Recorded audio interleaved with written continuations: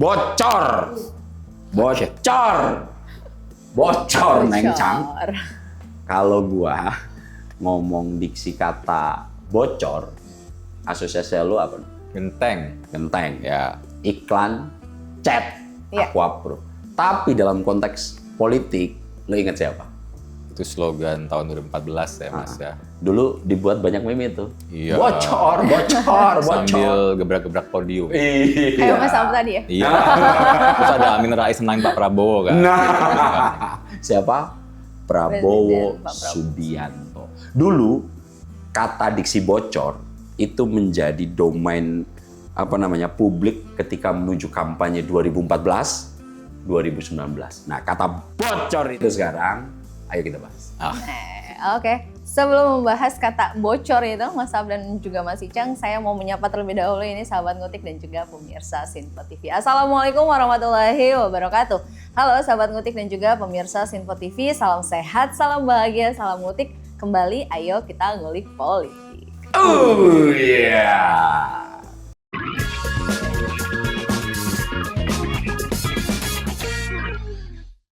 Baik sahabat Ngutik dan juga pemirsa Sinpo TV, ini Presiden Pak Prabowo Subianto lagi-lagi menjadi sorotan. Kali ini lantaran kehadirannya dalam rapat paripurna DPR Republik Indonesia yang bertepatan di Hari Kebangkitan Nasional untuk menyampaikan kerangka ekonomi makro atau KEM dan pokok-pokok kebijakan fiskal PPKF RAPBN 2027. Di tengah situasi global yang penuh ketidakpastian, pidato yang disampaikan Presiden ini bukan hanya bicara soal angka dan anggaran negara saja, tapi juga tentang arah kebijakan, prioritas pemerintah dan harapan publik terhadap masa depan ekonomi Indonesia. Nah, lalu apa sebenarnya pesan politik yang ingin disampaikan oleh Presiden Pak Prabowo kali ini? Dan untuk mendiskusikan topik ini sudah hadir teman diskusi saya tentu saja, yaitu Mas Abdul Hakim dan juga Mas Tirdi Canggih. Mas Al, Mas Icang. Kita Bugar.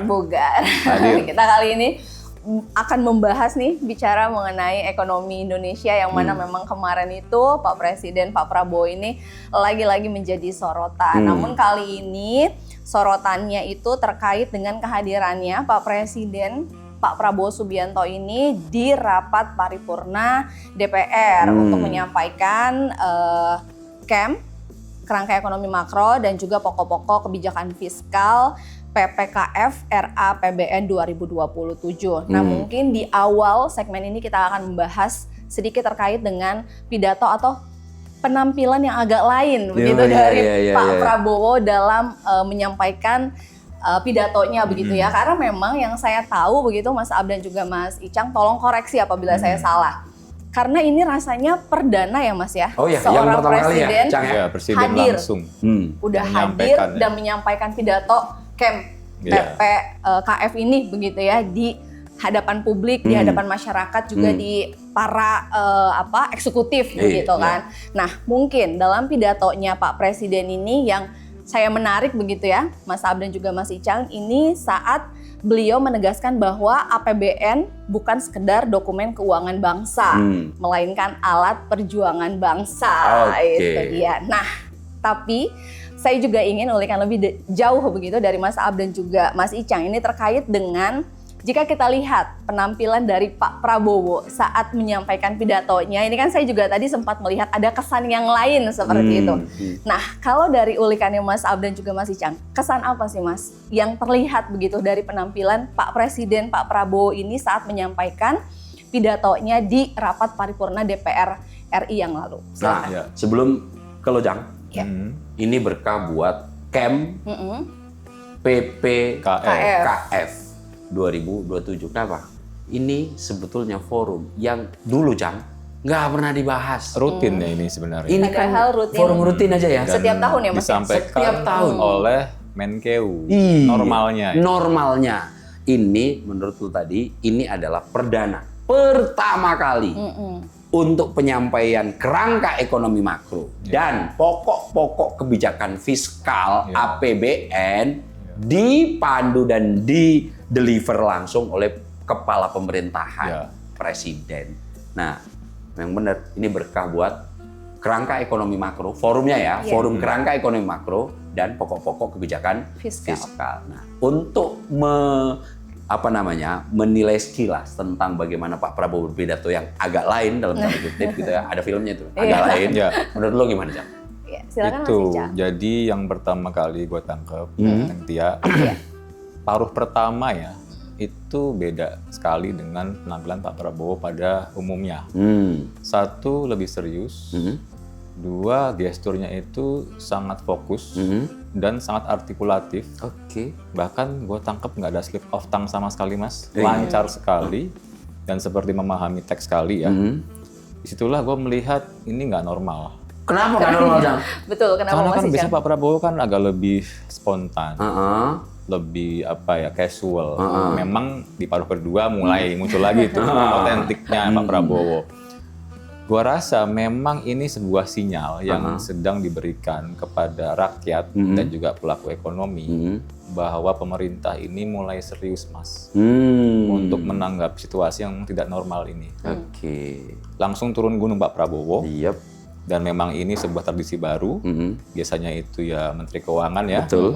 Sampai-sampai gua pun mungkin nggak ngeh ya kalau ada forum Camp. PPKF ini. Betul.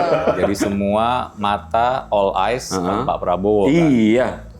Nah, tapi disitulah gue ngelihat ini sebagai gestur bukti keseriusan Pak Prabowo pemerintahan langsung menyampaikan forum ini kan semacam ini, Mas ya, persiapan ya untuk menyusun RAPBN. Betul. Tahun depan. Iya, ada asumsi makronya, Oke. gimana anggaran itu akan digelar gitu kan ya.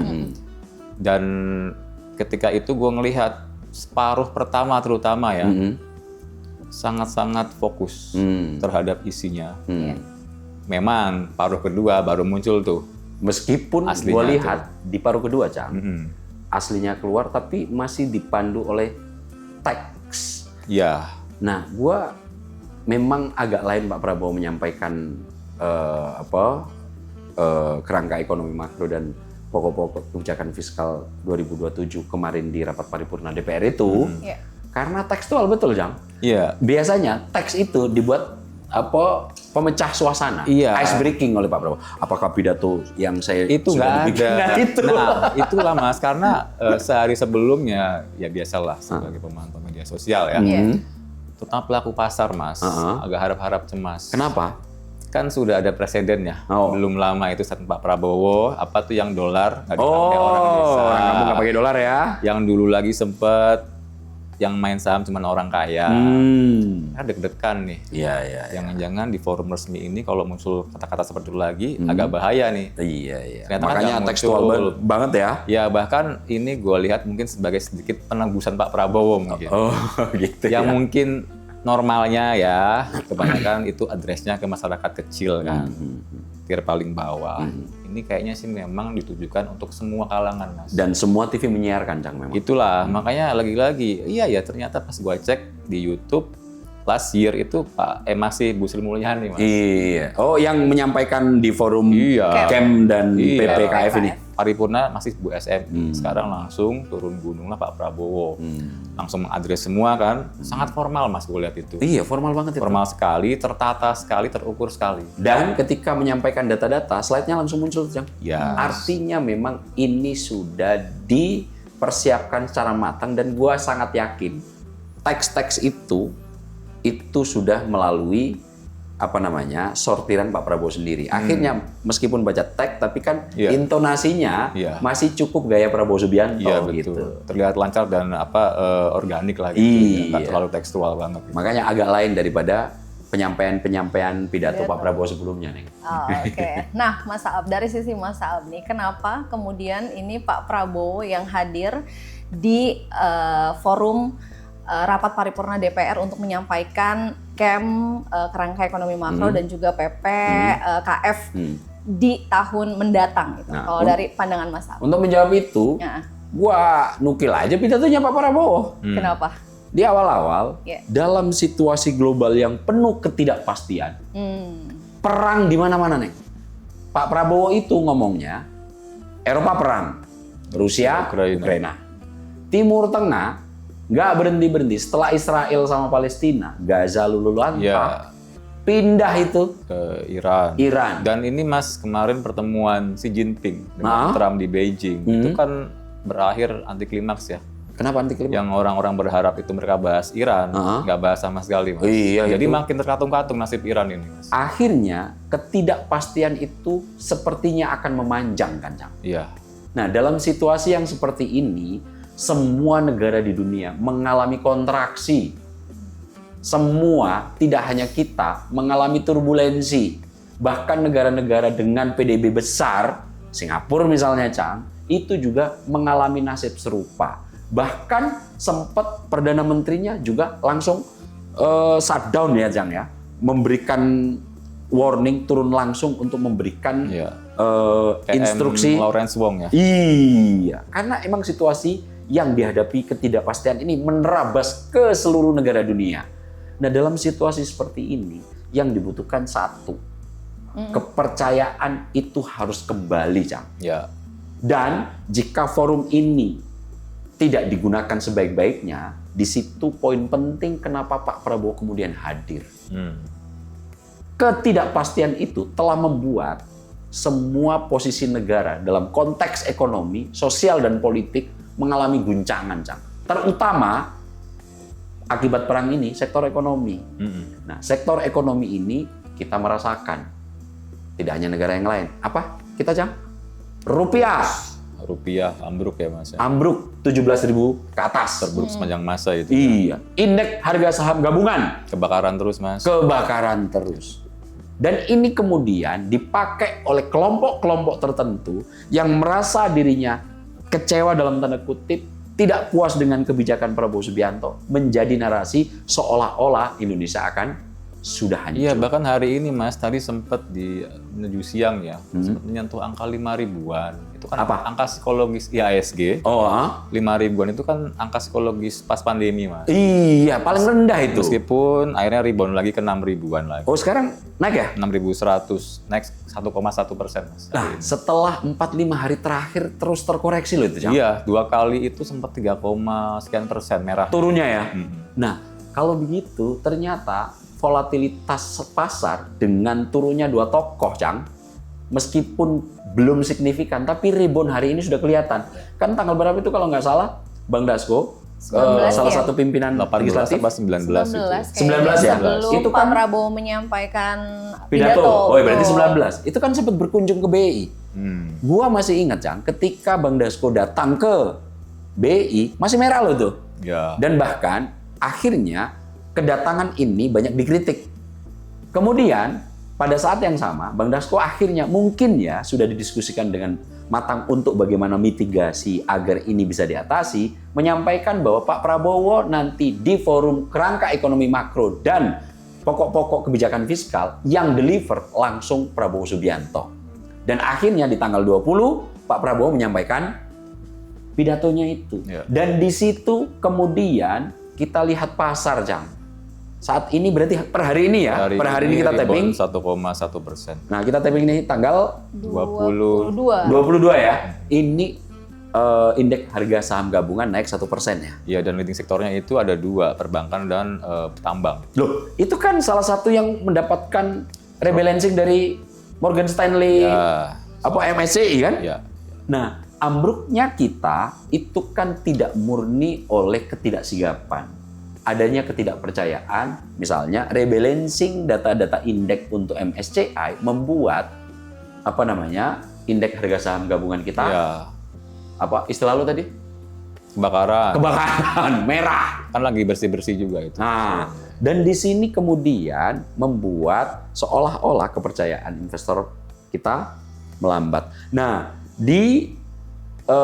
gue jadi ingat di kunjungan Bang Dasko tanggal 19 itu, Bang Dasko bilang untuk bisa melihat hasil dari kunjungan itu sebetulnya itu pernyataannya tanggal 29 Mei. Gua nggak tahu nih, Cang. 29 Mei. 29 masih setelah libur ini berarti ya. setelah libur Idul Adha Lebaran. kayaknya. Ada Lebaran. Nah, gua nggak tahu strategi apa. Pas ditanya, emang kenapa harus tanggal 29?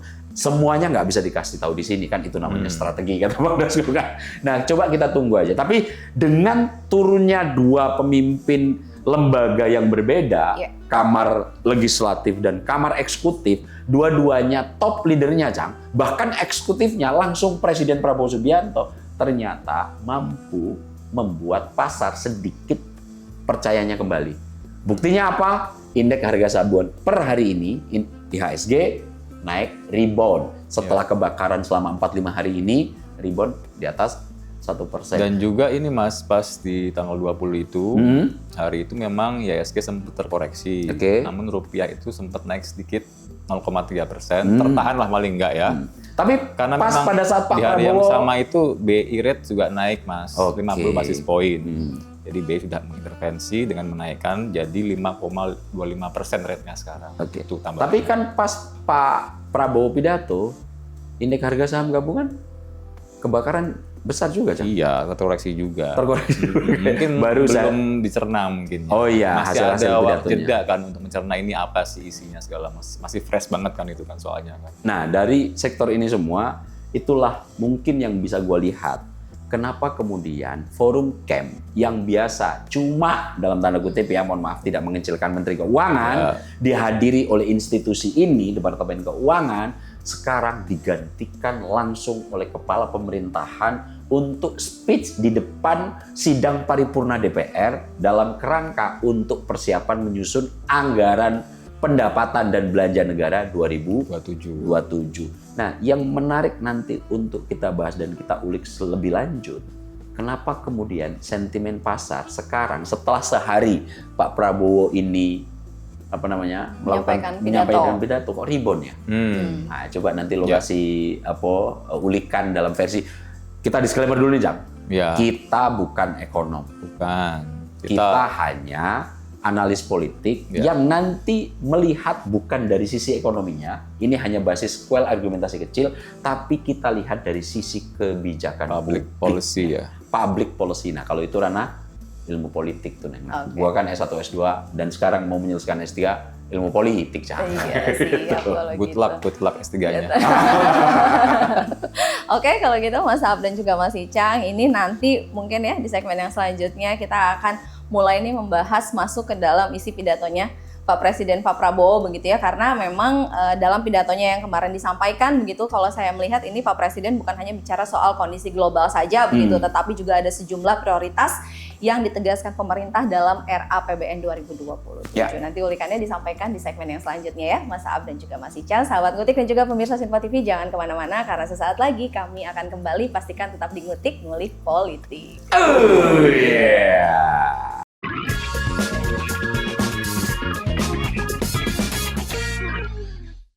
Sahabat Ngutik dan juga pemirsa Sinpo TV, kembali lagi di Ngutik, ayo kita ngulik politik. Oh yeah. Baik sahabat Ngutik dan juga pemirsa Sinpo TV, masih bersama dengan teman diskusi saya Mas Ab dan juga Mas Icang. Kita akan melanjutkan kembali ini Mas terkait dengan pidato Pak Presiden Pak Prabowo Subianto yang disampaikan di rapat paripurna DPR RI. Momentumnya itu bertepatan dengan Hari Kebangkitan Nasional. Seperti itu beliau menyampaikan di forum camp atau kerangka ekonomi makro dan juga PPKF pokok-pokok kebijakan fiskal RAPBN 2027 begitu Mas ya. Nah, untuk ulikan di segmen yang ini saya ingin minta dari Mas Ab dan juga Mas Icang terkait dengan jika kita menyelami begitu lebih dalam terkait dengan pidato dari Pak Presiden yang disampaikan, kemudian dari penjabaran Mas Ab dan juga Mas Icang di segmen yang sebelumnya itu saya melihat bahwa ada kepercayaan pasar lagi yang naik begitu ya, bahkan sempat di angka rebound untuk isi pidato dari Pak Presiden sendiri. Nah, kemudian yang saya ingin tahu seperti itu, isi pidato Pak Presiden itu yang seperti apa sih Mas, yang kemudian memunculkan kepercayaan pasar lagi nih, pasar saham khususnya ya. Silakan Mas Ab atau Mas Icang. Secara abstraksi, Jang. Oke, Mas Ab. Kan pidatonya panjang banget ya, Satu setengah jam. Ya, 1,5 jam lebih dikit lah ya, ya. lebih kurang ya. Itu adalah kuat juga ya, ternyata masih sehat ya Pak Prabowo bisa berdiri 1,5 jam lebih ya. 75 tahun ini.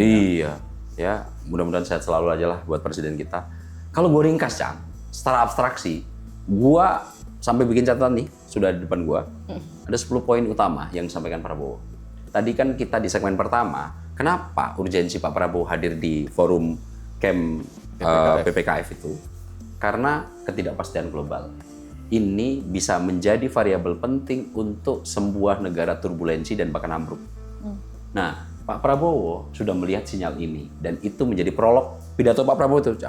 Nah, di situ gue melihat nomor satu. Poin pentingnya adalah Indonesia punya modal besar untuk bangkit.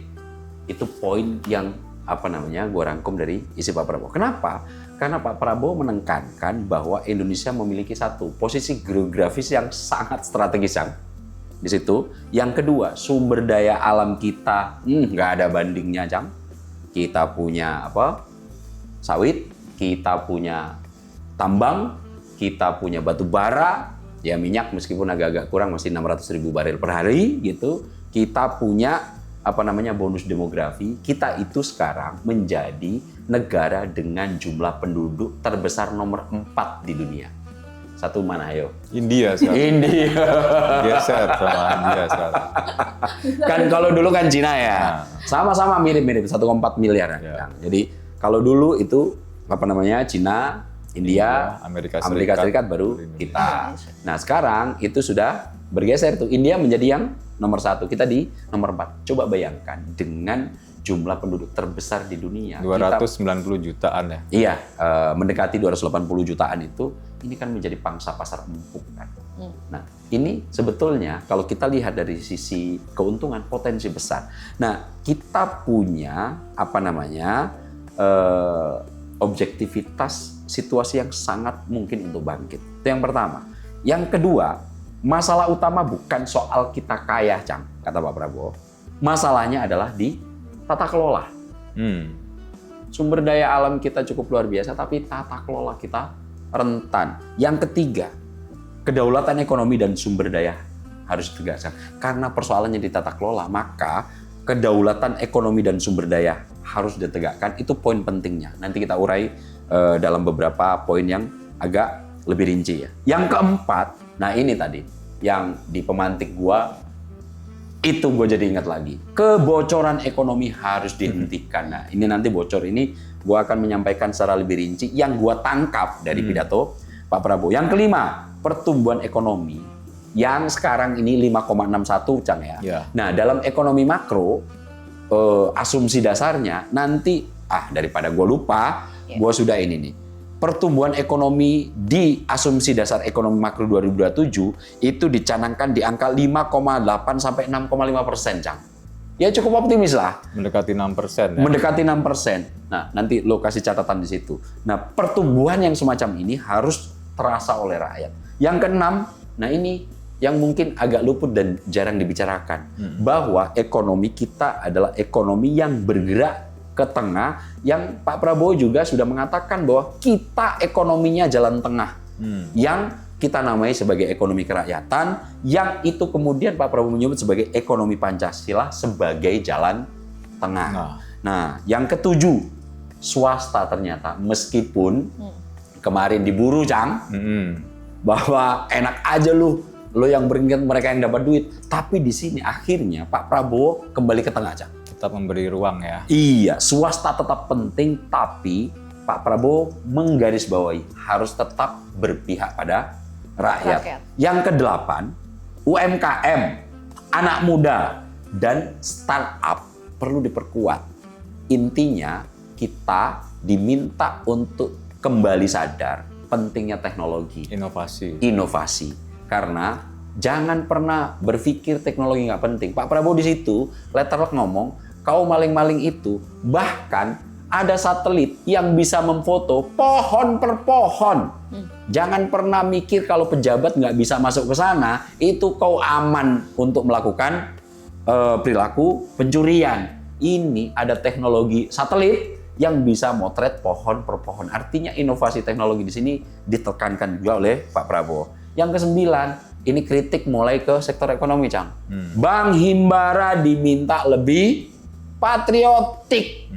Pak Prabowo menyebut tuh, jangan lagi yang dikasih kredit itu aja. Sudah itu aja dikasih relaksasi bunga. Giliran nanti yang minta kredit itu masyarakat piramida bawah, bunganya gedenya minta ampun. Ini tekankan. Dan yang terakhir, ini penting ini sebagai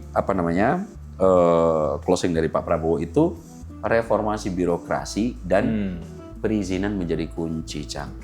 Nah, inilah poin utama makro ya. Kita belum ngomong detailnya terkait dengan pidato secara umum yang gue lihat yang disampaikan Pak Prabowo dalam kerangka ekonomi makro dan pokok-pokok kebijakan fiskal. Nah, di sini ini lo punya catatan apa, Cang? Dari 10 poin makro yang gue sampaikan ini. Dari mana dulu nih? Banyak nih kayaknya nih.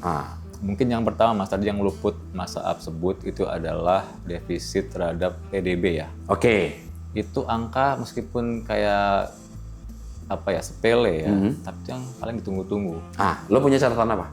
Selama ini kan sempat ada wacana kita mau memperlonggar defisit fiskal kita 3% ke atas biar kita bisa lebih agresif ya. Ternyata masih dijaga di bawah 3%, Mas. Oke. 1,8 sampai 2,4 yang gue ingat ya. Artinya apa bacaannya? Artinya bacaannya adalah kita masih prudent mengelola utang kita nanti. Oke. Sempet loh ini jadi was-was. Sangat itu, Cang. Kalau 3% ke atas, kita dipertanyakan, Mas, kemampuan kita. Karena angkanya yang selalu dikemukakan, angka mutlaknya, Kang. 10.000 triliun, itu kan besar sekali. Itu salah satu yang mungkin pelaku ya ekonomi jadi lebih tenang. Gitu ya. Kalau soal beberapa tadi angka-angka asumsi 5,6, 5,8. Ya oke lah, menurut gua itu masih moderat ya. Nah, sekarang gua kasih data lagi nanti lo ya. Kemarin Pak Prabowo menyampaikan dalam pokok-pokok kebijakan fiskal, asumsi dasar ekonomi makro 2027, Cang ya, pertumbuhan ekonomi dicanangkan di 5,8 sampai 6,5%. Inflasi itu rentangnya di 1,5 sampai 3,5%. Suku bunga SBN, Cang, itu yang 10 tahun 6,5 sampai 7,3%. Nilai tukar, Cang, untuk rujukan di APBN 2027 itu 16.800 sampai 17.500. Hari ini berapa ya? Udah 17.700-an kalau nggak salah. Ini agak hati-hati nih ya. Oh, ini tantangannya banyak nih. Kemudian untuk harga minyak mentah Indonesia per barel itu dipatok 70 sampai 95 US dollar per barel, Cang. Rentangnya lumayan tuh ya. Nah, padahal sekarang kan harganya sudah 100 ke atas 100 ya. 100 lebih ya. Untuk per barel. Nah, lifting kita untuk asumsi dasar ekonomi makro kita itu di 602.000 barel sampai 615.000 barel per hari. Berarti dari kebutuhan kita kan 1,6 juta. Jadi memang kita impornya itu kan sekitar 1 juta barel net impor untuk per hari ya. Nah, lo catatannya apa dengan asumsi dasar ekonomi makro semacam ini? Tadi kan sebelum ini, Mas, ya kita ngomongin minyak itu ya. Menurut gue itu salah satu titik sentral yang rentan ya. Kita ingat nanti ya, sebelum perang berapa harga minyak? Di 60-an loh, dolar per barel. Sekarang melonjak 100 lebih. Sementara kenaikan $1 per barel, Mas, itu langsung bikin defisit nambah 0,8 triliun. Gede alias 800 miliar. Ya hampir 1 triliun, Cang. Makanya ini harus hati-hati di situ ya kan. Lagi-lagi tadi yang gue sempat singgung ya, pertemuan Xi Jinping dengan Trump yang sedianya itu akan memberi kepastian terhadap tindak lanjut perang di Iran, memperpanjang ketidakpastian, anti klimaks. Malahan kemarin Xi Jinping itu menggunakan forum itu untuk menekan Amerika. Kok bisa? Supaya nggak ngebahas Taiwan, Mas. Iya. Dan uniknya lagi, beberapa hari kemudian, 5 hari kemudian ya, Putin sowan ke Xi Jinping. Iya, dan lebih hangat, Cang. Itu dia, beda sama soi beneran ya. Iya, itu sampai dibawa ke studio khusus pameran persahabatan antara Cina sama Rusia loh. Betul, tapi ya itu dari 2 momen itu, kalau netizen bilang itu Jinping dengan Trump itu admin bumi katanya. Karena megang bumi 2 orang ini. Adminnya itu 2 orang ini tidak ada, Mas, sinyal positif. Tapi tadi secara makro, Mas, ya gue lihat memang sepertinya ini disengajakan. Pak Prabowo langsung lah yang turun gunung untuk menyampaikan sinyal ini. Karena harus gua ulang ya, ini penampilan yang agak beda. Hmm. Kalau orang ibarat sholat Mas, ini lebih khusyuk nih. Iya. Lebih serius, beneran Iya, serius. iya. Meskipun lagi-lagi paruh kedua mulai tuh ada sedikit improve. Ya. Kayak 1 poin Mas, mungkin Apa? poin terakhir tadi ya. Oh, tentang 10 itu ya. yang 10 itu tentang reformasi birokrasi. Nah, ini catatan buat gua, Hmm. Neng Tia.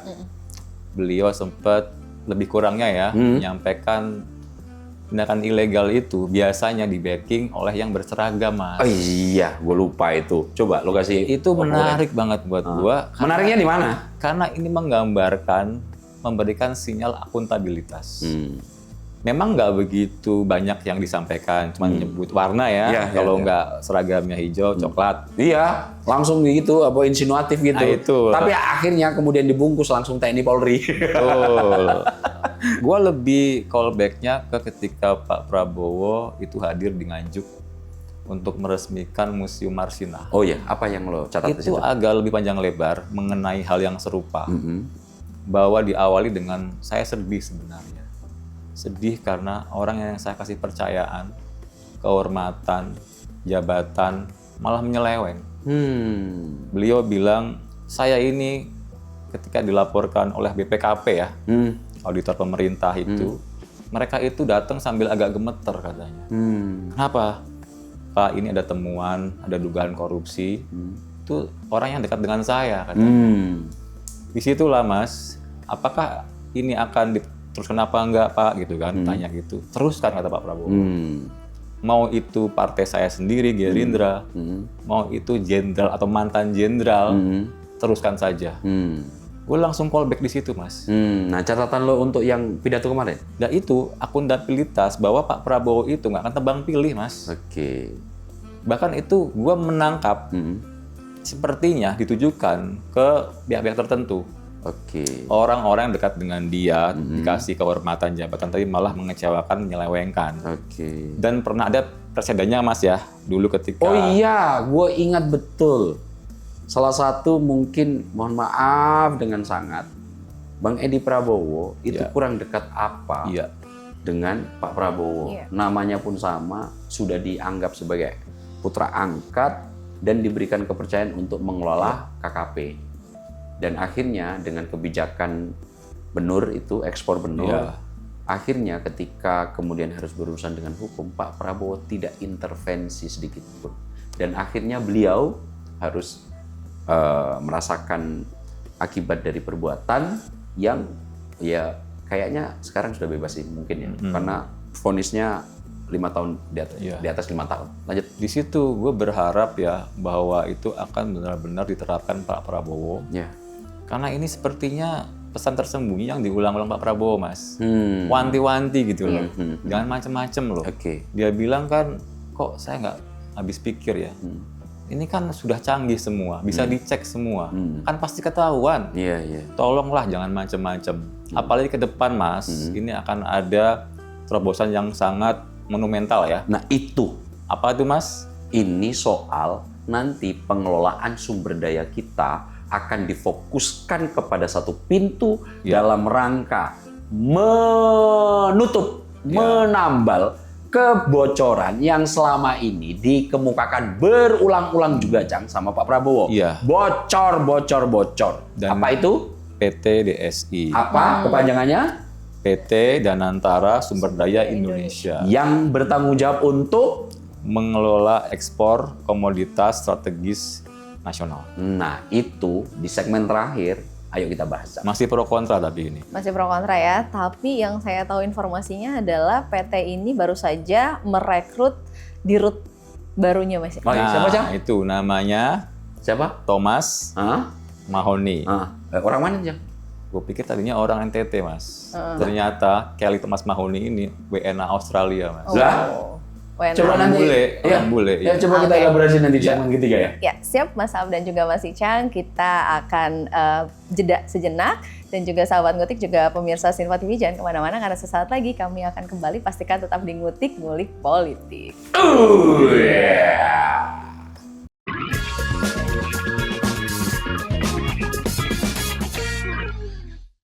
Baik sahabat ngutik dan juga pemirsa Sinpo TV, kembali lagi di Ngutik. Ayo kita ngulik politik. Oh iya. Sahabat ngutik dan juga pemirsa Sinpo TV, kami akan melanjutkan kembali ini terkait dengan pidato dari Pak Presiden Pak Prabowo di rapat paripurna DPR Republik Indonesia pada forum KEM dan PPKF seperti itu. Nah, dalam RAPBN 2027 ini memang kan Mas Ab dan juga Mas Icang begitu ya. Ini akan menjadi salah satu ujian penting bagi pemerintahan Pak Prabowo ya begitu, karena memang pada akhirnya publik tidak hanya melihat isi dari pidato Pak Presiden aja atau besarnya anggaran yang kemudian disampaikan begitu, karena di tengah harapan besar masyarakat ini juga tantangan ekonomi nasional dan global juga masih membayangi. Apakah itu juga kemudian begitu Mas Ab dan juga Mas Icang dibentuk atau hadirnya dari PT DSI yang saat ini tengah dicanangkan begitu oleh pemerintah. Dari ulikannya Mas Ab atau Mas Icang, silahkan. Ini yang tadi di awal segmen gue bilang jawaban dari bocor. Tapi sebetulnya tadi kan sudah gue bilang Cang ya, bahwa bocor-bocor itu teringat di kepala gue ketika melihat secara keseluruhan pidato Pak Prabowo. Yang dimaksud bocor itu gimana? Coba Neng ya, Pak Prabowo waktu menyampaikan pidato itu sempat menunjukkan data tentang grafik surplus terkait dengan neraca ekspor dibandingkan impor kita selama 22 tahun terakhir, Cang. Nah, di situ Pak Prabowo menyitir bahwa dalam 22 tahun terakhir keuntungan Indonesia itu sebetulnya mencapai 436 miliar US dollar. Tapi kemudian dari angka ini yang dana keuntungannya tidak tinggal di Indonesia, dalam bahasa Pak Prabowo itu disebut sebagai outflow of national wealth. Artinya kekayaan nasional yang pergi ke luar negeri itu sebesar 343 miliar US dollar dalam 22 tahun terakhir. Kalau kemudian angka 436 dikurangi 343 berapa tuh? 92, 93. Artinya yang tertinggal itu cuma 93 miliar US dollar selama 22 tahun terakhir. Ini bocornya lewat mana? Makanya di situ Pak Prabowo, kalau lo ingat Cang, ada perilaku curang dari para pengusaha ini yang disebut oleh Pak Prabowo melalui praktik yang disebut sebagai under invoicing. Apa itu under invoicing? Itu praktik, misalnya lo nih Neng, beli rumah ke gua, harga rumahnya 1M. Tiba-tiba nanti invoice lo yang akan dicatatkan di pajak sebagai pengalian AJB, Cang, akta jual beli itu kan harus ada pajaknya tuh. Pajak pembelinya 5%, pajak penjualnya 2,5%. Nah, akhirnya dari 1 miliar ini lo nanti nagih ke gua yang nanti diterterakan dalam pencatatan akta jual belinya cuma 500 juta. Untuk apa? Menghindari pajak 2,5% dan 5%. Di situ nanti diakumulasikan lewat untuk keuntungan. Praktek ini yang kemudian mafhum terjadi, lazim sekali ya. Lazim terjadi, dan ini dideteksi oleh Pak Prabowo Subianto. Inilah salah satu bentuk kebocoran itu. Praktek under invoicing, invoice yang lebih rendah dari harga sesungguhnya, itu yang kemudian potensi kebocoran menjadi tinggi. Yang kedua, itu adalah terkait transfer pricing, Jang. Transfer pricing. Apa transfer pricing ini? Misalnya, lo Neng bikin perusahaan. Punya anak perusahaan gua di Malaysia. Punya anak perusahaan lagi, Mas Icang. Mas Icang ada di Amerika. Nah, tiba-tiba kalau bahan bakar gua yang di Malaysia itu gua beli dari lo sebagai penjual bahan bakar, misalnya kita umpamakan CPO gitu, kelapa sawit kita, lo ngejual gua dengan harga murah. Nah, di gua ternyata untuk pajaknya rendah, Cang, untuk olah bahan baku. Akhirnya ternyata di tempatnya Mas Icang, setelah bahan ini kita olah, dijual sama Mas Icang, di sana pajaknya rendah, Cang, cuma 5%. Nah, lu ngejual ke gua, lu Indonesia ngejual ke gua dengan harga yang sangat rendah. Kenapa? Ini kan satu holding, Iya. punya sendiri. Iya, iya. Nah, kemudian gua jual bahan jadi ke Icang dengan pajak cuma 5%. Oke. Akhirnya apa? Keuntungannya masuk ke lo nggak ini semua? Masuk. Iya. Nah, inilah yang disebut sebagai transfer Itu pricing. gue jadi inget Mas, baru kemarin ya di akun X gua ya, itu muncul cukup rame ya.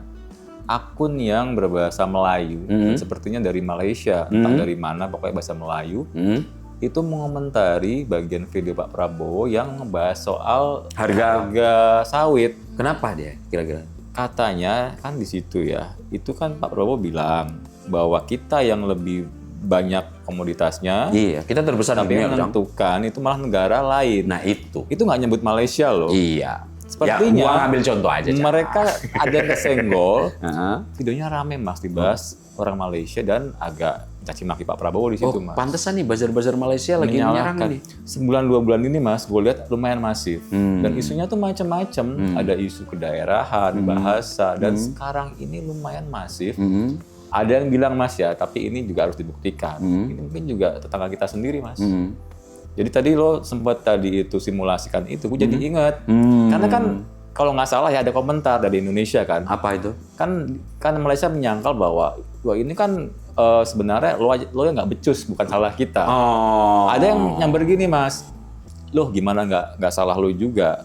Itu kan ada sawit diekspor ke Malaysia, seolah-olah ekspor ke negara lain, padahal itu produk dia sendiri. Iya, itu anak perusahaannya Anak sendiri. perusahaan sendiri dengan harga lebih murah, makanya mereka bisa nentuin harga. Itulah yang disebut sebagai transfer Ya, pricing. Dan yang paling parah pakai penyelundupan, Cang. oh itu lebih parah lagi ya, karena nggak tercatat sama sekali itu kan. Betul. Nah, dalam situasi ini, Cang, akhirnya Pak Prabowo menghitung potensi kebocoran dalam sektor-sektor yang seperti ini seberapa besar. Dan angkanya disebut langsung oleh Pak Prabowo. Gua catat, ternyata per tahun, Cang, ya, per tahun itu potensi kekayaan dari kebocoran ini yang hilang dari sektor itu, Cang, 150 miliar US dollar per tahun. Berapa duit triliun nih? Kalau kita konversi ke rupiah, itu berarti tadi sudah gua sebut itu 2,6 kuadriliun. Kuadriliun itu di atas triliun dong. Iya, berarti kalau kita triliunkan 2.600 triliun. triliun. Itu nolnya 15 deh kayaknya. Nah, kalau kita kemudian bandingkan dengan APBN 2026, ini mendekati 2/3 lebih. Berarti sekitar 64%-an itu, Cang. Wah itu berarti angka yang jauh melebihi ini Mas ya, yang dibilang Pak Sumitro. Apa? Berapa? Gue masih inget lah itu zaman gue masih sekolah, bapak gue baca koran. Itu kan Pak Sumitro ekonom senior ya. Ya. Itu mau wanti-wanti ada kebocoran 30% Mas. Lebih gede ternyata. Ini 2 kali lipatnya berarti. Iya. Tapi lebih gila lagi. Lebih gila. Nah, disinilah gue menjadi paham, Cang. Apa yang disebut oleh Pak Prabowo terkait dengan bocor. Bayangkan, Cang, hanya dari komoditas SDA kita yang untuk diekspor, nilainya per tahun loh, Cang, ini bukan per 22 tahun tadi. Ini ngomongin komoditas yang mana dulu nih Mas? Komoditas yang saat ini punya potensi itu saat ini di 4 sektor. Oke. 1, sawit kita. Yang kedua, pertambangan kita. Batu bara ya. Batu bara, nikel, dan lain-lainnya itu. Kemudian yang ketiga itu di sektor Paduan besi. Ya. Nah, ini sektor-sektor yang jika diakumulasi untuk potensi hilang kebocoran karena 3 proses tadi, under invoicing, transfer pricing, dan penyelundupan, nilainya sebegitu. Coba lo bayangin, Cak, setahun 5,6 kuadriliun. Itu kenapa kemudian Pak Prabowo ngomong, seandainya ini bisa kita keruk, gaji guru nggak akan kecil, pembangunan apapun bisa, dan APBN kita tidak akan pernah defisit. Nah, disinilah gua akhirnya memahami makna arti kebocoran sesungguhnya itu, Cang. Bocor itu setelah gua menyaksikan selama 1,5 jam lebih itu, gue bisa menyerap inti poinnya. Dan akhirnya Pak Prabowo tidak hanya menguraikan datanya, solusinya juga telah dipersiapkan dan akan dieksekusi dalam waktu dekat.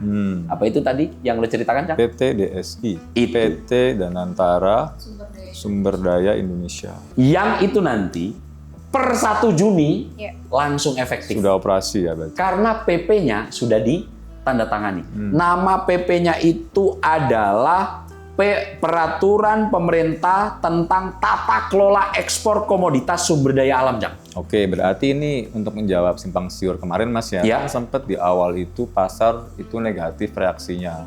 Karena selentingannya kan akan dibentuk badan ekspor. Beberapa orang itu sempat khawatir berarti kita kalau ekspor apapun nanti lewat satu pintu dong. Ternyata bukan semua komoditas Oh Mas, ya. bukan, untuk sementara ini kalau nggak salah cuma 3 komoditas 3 utama. strategis aja itu Iya, apa daripada gue salah. Yang pertama adalah kelapa sawit CPO, Ya. minyak kelapa sawit. Yang kedua batu bara. Ya. Yang ketiga adalah paduan besi. Apa ya? Ferroalloy. Ferroalloy gitu. Oke, jadi itu mungkin sedikit menenangkan bahwa satu itu nggak semua komoditas, kedua yang tertentu saja. Bisa jadi sih kenapa yang di hari pertama itu kan masih simpang siur, masih belum mereda gitu ya. Iya, Di hari- pasarnya jadi masih Ya, pusing juga ya. Tapi memang yang kemarin muncul lagi itu adalah di root-nya, isunya.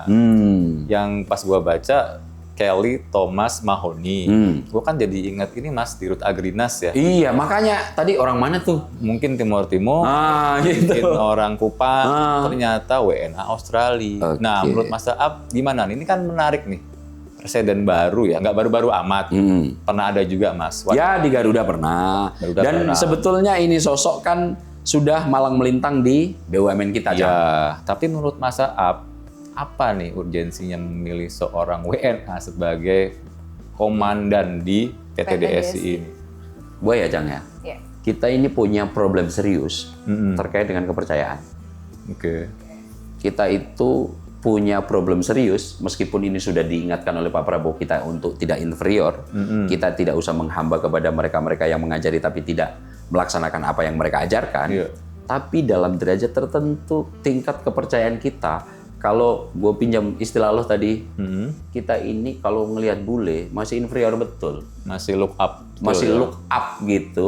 Yang lo coba Neng ke Bali itu, yang keleleran itu, bule-bule miskin itu. Bule-bule random, tapi kita kayak lebih mundur-mundur. Nah, kita melihat mereka seolah-olah selalu hebat gitu ya. gitu. Minta foto. Iya, padahal mereka gelandangan di negaranya gitu ya. Nah, cuma memang problem kita di situ masih sangat harus mendapatkan perbaikan. Meskipun Pak Prabowo sudah mengingatkan di pidato kemarin ya. Iya. Tapi harus kita akui mengembalikan kepercayaan pasar jika masih dipegang oleh birokrat-birokrat Indonesia, Iya. tidak hanya domestik, Cang. Gua berpikirnya adalah investor asing karena kita sangat butuh FDI. Di situ mungkin dengan melihat karena gua kalau nggak salah SK-nya itu ditandatangani 19 Mei loh, Cang. Oh, berarti sehari sebelum. Iya. Pidato ya? Nah, mungkin melihat hal-hal yang semacam ini, direkturnya itu dari organ negara asing yang sudah malang melintang di BUMN kita, mungkin tingkat kepercayaan untuk mengembalikan ketidakpastian ini ada, Cang. Itu asumsi dan penilaian pribadi Dan gua ya. pasti ya gue duga itu sudah melalui deliberasi yang panjang, Mas. Ya. Pertimbangan yang panjang juga. Maksudnya kan kita tahu lah bahwa mau gimana pun ini era global. Gue sih termasuk Mas ya, yang nggak masalah. Talenta itu yang terbaik harus kita rekrut gitu ya. Karena yang sempat lo bilang juga, bisa jadi orang bule gitu ya, mungkin nggak memiliki beban psikologis yang sama dengan orang lokal. Itu yang mungkin juga variabel kedua yang gua asumsikan, Cang. Karena dia nanti tidak punya beban psikologis Dan historis juga. Dan historis juga, sehingga nanti ketika melakukan gebrakan dia akan sangat prudent dan profesional. Iya, dan sesimpel mungkin bahasa Kanda Bahlil, mau olah-olah agak segan gitu. Nah, Gitu ya? kalau bahasanya Pak Prabowo tidak akan minta tanda tangan jam 17.30, Cang. Iya, setelah office hour ya. Iya kan udah ngantuk-ngantuk, kemudian suruh tanda tangan, udah nggak sempet baca lagi gitu, Cang. Kan segan kalau sama bule nih.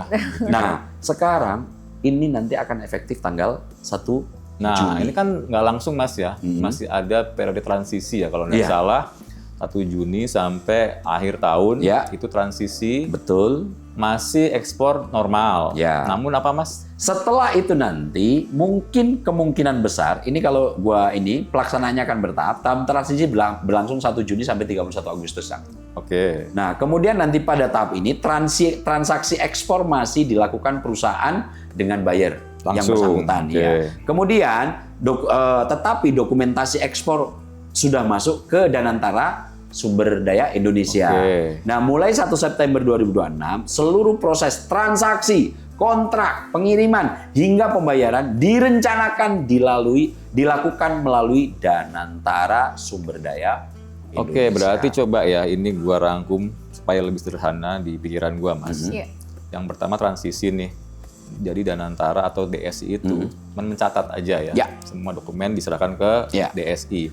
Tapi kelak akan full jadi tradernya, membeli dari lokal harga pasar, menjual dengan harga pasar luar negeri juga gitu ya. Dan ada kemungkinan ke sana, tapi ada kemungkinan ini langsung transaksi ke yang bersangkutan, tapi DSI mensyaratkan harganya harus harga internasional, Cang. Oke. Gitu. Oke. Jadi ini kan belum begitu detail ya. Ya. Masih 2 hari loh. Nah, ini nanti, Cang, kita akan membahasnya dalam segmen khusus karena kalau ini sangat teknis dan Ya. biasanya devil in the Detail. Nah, kayaknya nanti luangkan waktu untuk ngulik secara lebih dalam, Iya. khusus membahas tentang PT. Oke, satu lagi Mas, mumpung gue inget. Per hari ini tuh kan ada forum ekonomi di Jogja. Pak Purbaya hadir langsung Oke. dengan Pak CT ya, ditanya oleh Pak CT. Lagi-lagi kan kita punya problem di implementasi. Gimana memastikan nih ini nggak jadi beban birokrasi baru, nggak jadi pemburu rente baru. Pak Purbaya bilang dengan singkat aja, saya pastikan aja itu kalau di root DSI-nya itu tambah makin kaya, sikat aja katanya. Gitu aja. Dan mudah-mudahan kepercayaan pasar yang mulai rebound itu nanti terus dengan adanya detail dari pemerintah. Hopefully. Oke.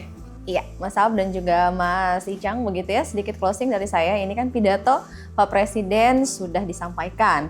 Arah kebijakan juga mulai dijelaskan. Nah, pandangan dari saya, Mas Ab dan juga Mas Icang, ini pada akhirnya publik tentu tidak hanya menunggu janji dan angka-angka di atas kertasnya saja.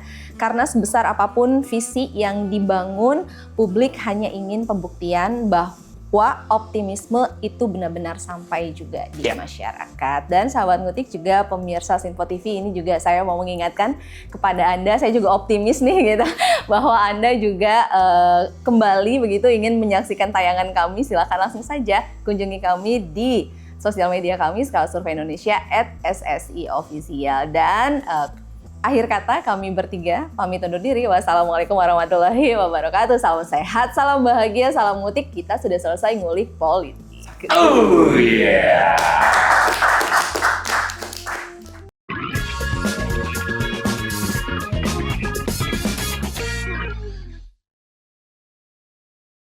Berkolaborasi dengan.